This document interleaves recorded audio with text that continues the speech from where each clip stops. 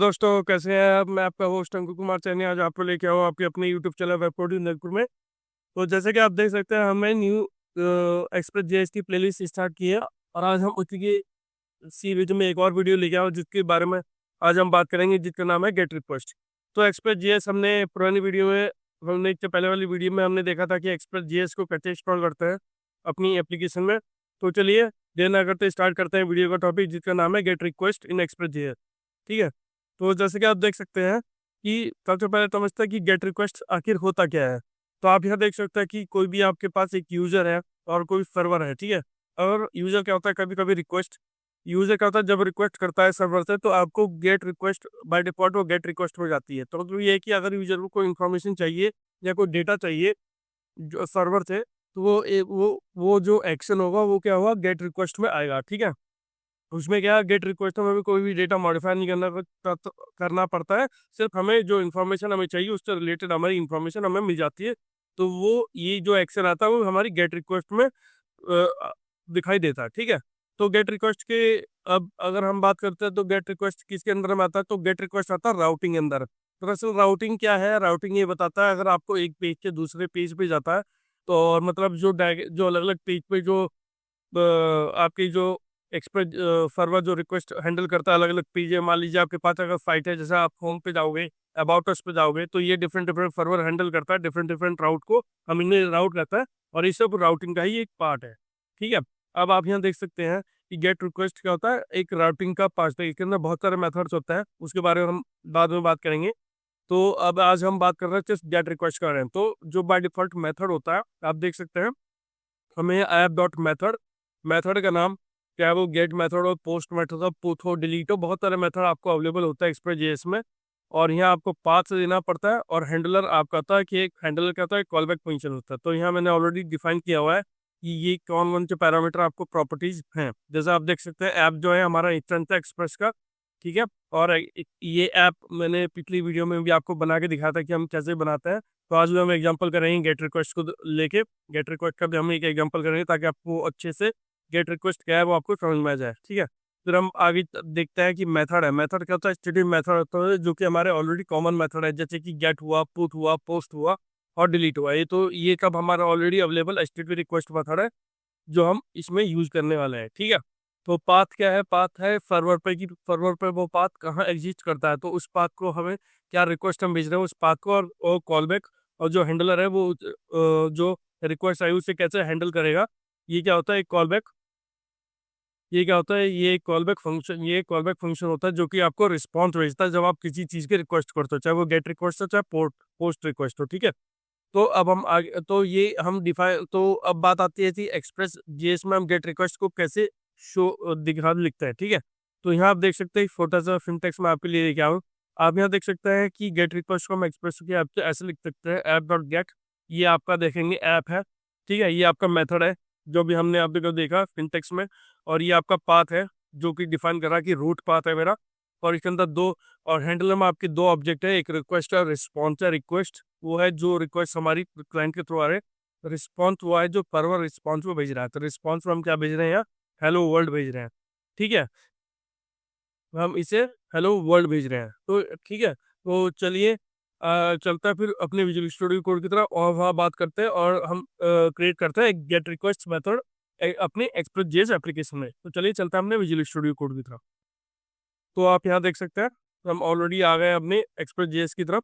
तो ये मेरा एग्जांपल था जो मैंने कल बनाया था। तो इसे एक बार रन कर लेते हैं। ठीक है। तो हमें नोड बार बार चलाने की जरूरत है, तो हम क्या करेंगे, npm स्टार्ट लिख देंगे क्योंकि हमने already node eval server last video में इसमें इंस्टॉल कर दिया था। तो आप देख लीजिए मेरा सर्वर रनिंग है पोर्ट 6000 पर। चलिए ब्राउजर की तरफ चलते हैं। आप देख सकते हैं ये आपका ब्राउजर की तरफ आपका ये आ गया है वेब कोडिंग को। ठीक है। तो आप यहाँ देख सकते हैं कि हाँ ऑलरेडी मैंने कल आपको एक गेट रिक्वेस्ट मेथड बना के दिखाया था कि ऐप डॉट गेट, और यहाँ आप देख सकते हैं पाथ है मेरे पास, रिक्वेस्ट और रिस्पॉन्सर जो मैं सर्वर को भेज रहा हूँ वो है। ठीक है। तो चलिए और भी हम पाथ बनाएंगे।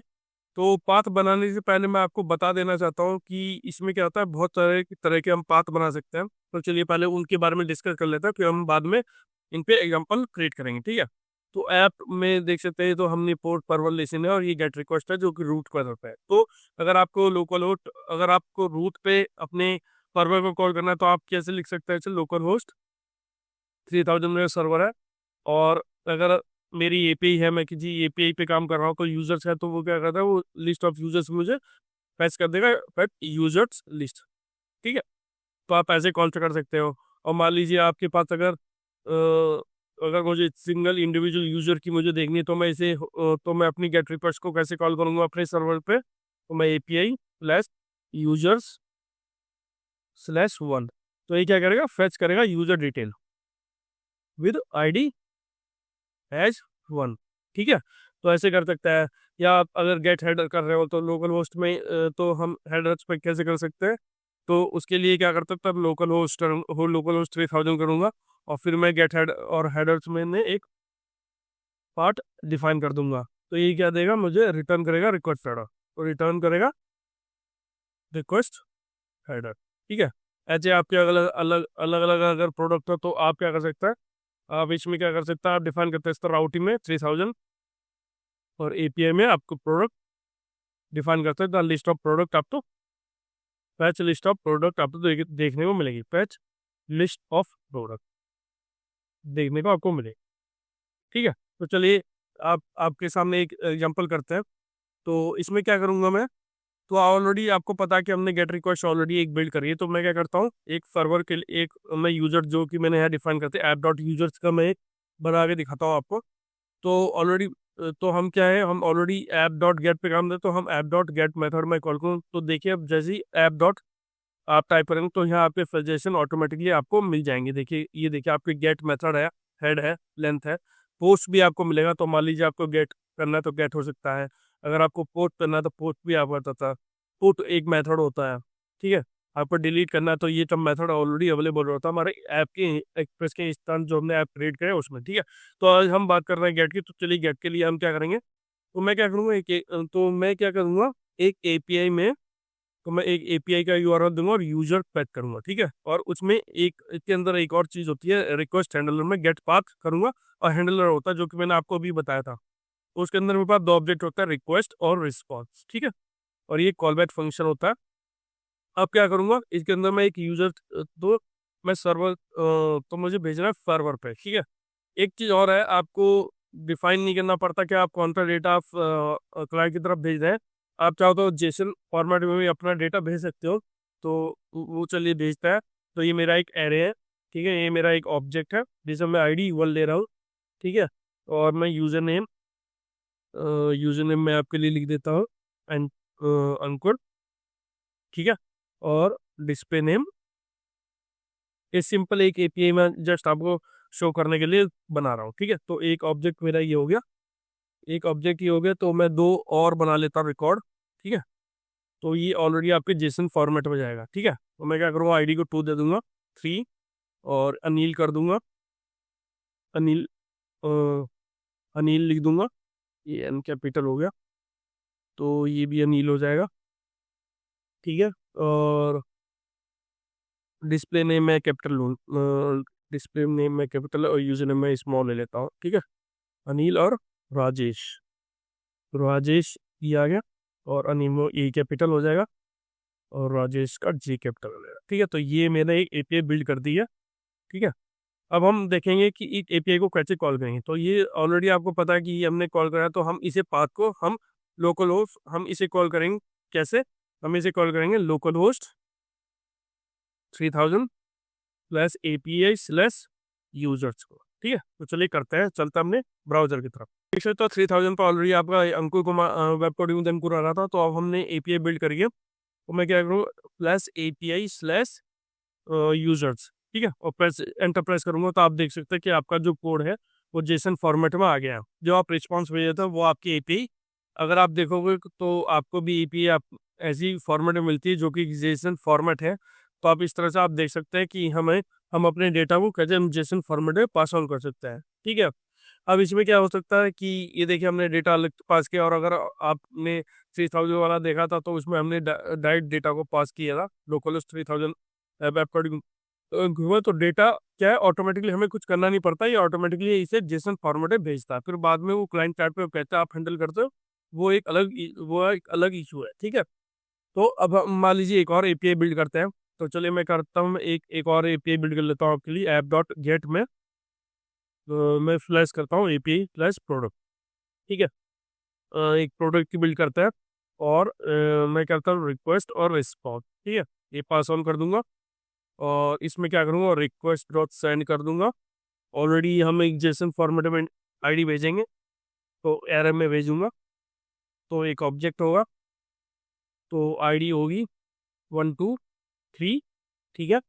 और नेम में ले लूँगा चिकन बीस्ट, ठीक है, चिकन बीस्ट ले लूँगा। और इसका जो होगा प्राइस वो ले लूँगा 12, प्राइस में ऐसे बिल्ड कर लूँगा 12.99, ठीक है। और ये मैं सिर्फ एक ही रिकॉर्ड भेजना हो।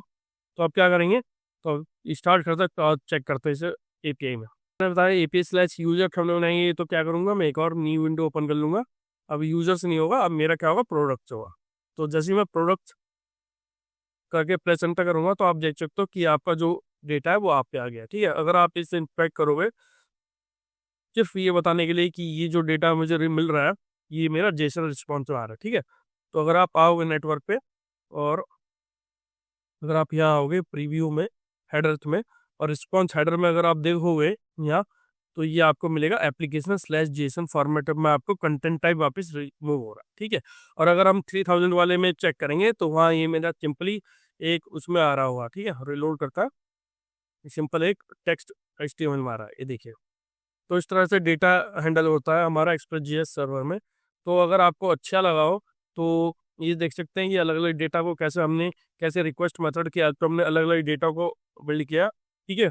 तो इसमें क्या है कि इस तरह से हम अपनी एपीआई सर्विसेज को रन कर सकते हैं और अपने गेट मेथड को दिखा सकते हैं कि क्या हमारे गेट मेथड को अलग अलग एपीआई से फेच करता है। अगर हमारे पास सर्वर में डेटा है तो हम कैसे एपीआई बिल्ड कर सकते हैं, तो ऐप हमें ये एपीआई सर्विस बिल्ड करने में बहुत ही हेल्पफुल होता है।